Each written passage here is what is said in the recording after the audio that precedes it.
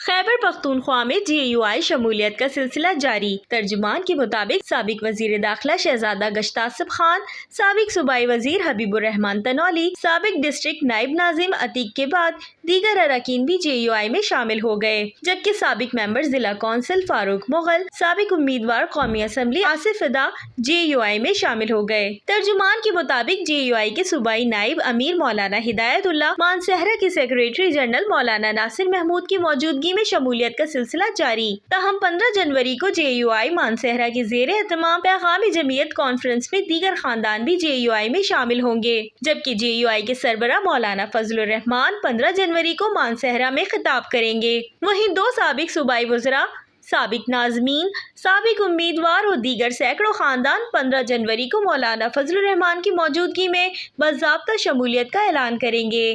Laiba Khan, metro 7 Pakistan.